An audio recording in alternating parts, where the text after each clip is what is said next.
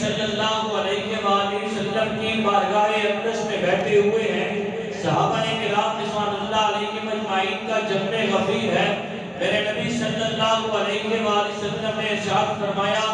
فلاں جگہ پہ بہت بڑا کافر ہے، میرے خلاف اپنی گندی زبان کو استعمال کرتا ہے، کون ہے جو اس بدبخت کو واصل جہنم کرے؟ حضرت امیہ رضی اللہ عنہ نبی صلی اللہ علیہ وآلہ وسلم سے اجازت لے کے جاتے ہیں، جا کے اس کو فنار کرتے ہیں، واصل جہنم کرنے کے بعد جب واپس آتے ہیں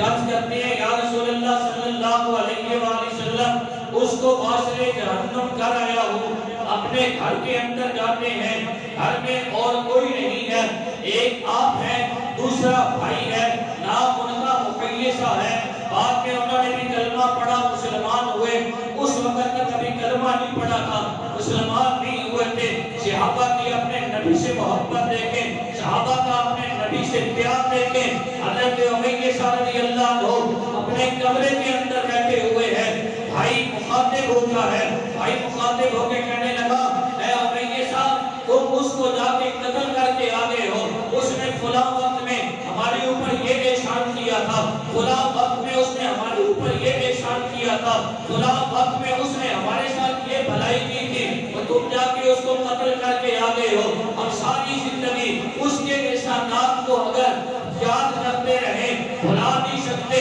اتنے اس کے احسانات ہیں، ہم تو ساری زندگی اس کے احسانوں کے نیچے دبے ہوئے ہیں۔ حضرت محترم حضرت امیہ رضی اللہ عنہ جانتے تھے، لیکن کیا کیا اپنے بھائی کو ایسے کر کے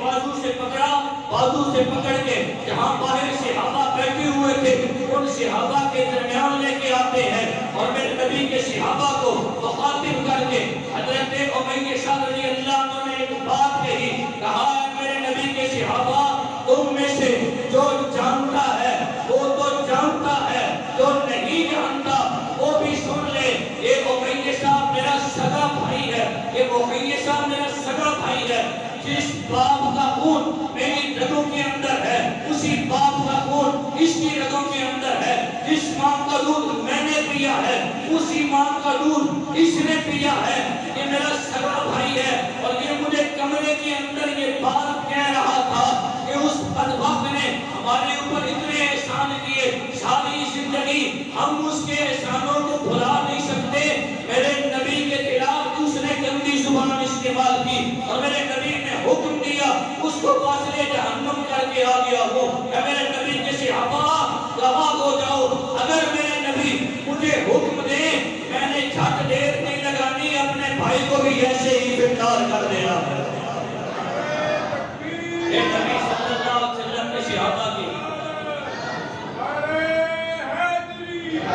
اے نبی کریم صلی اللہ علیہ وسلم کے صحابہ کی اپنے نبی سے محبت تھی، کہ میرے نبی صلی اللہ علیہ وسلم کے صحابہ کا اپنے نبی سے پیار تھا۔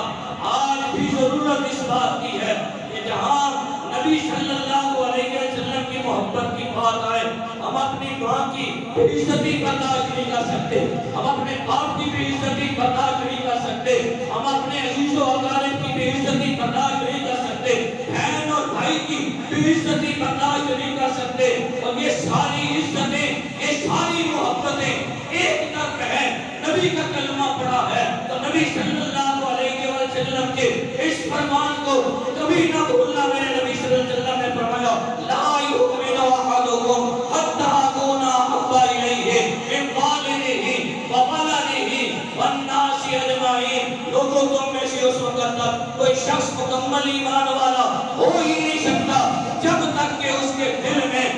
میرے ساتھ اپنے ماں باپ اپنے بہن بھائی حتیٰ کہ کل کائنات سے بڑھ کے کوئی محمد عربی سے محبت نہ کرتا ہو،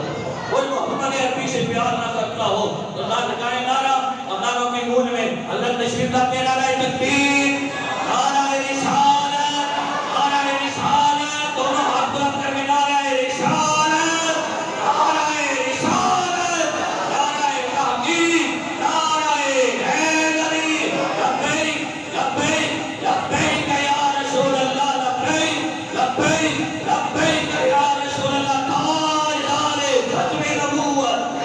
ہاتھ بلند اسی دعوے کو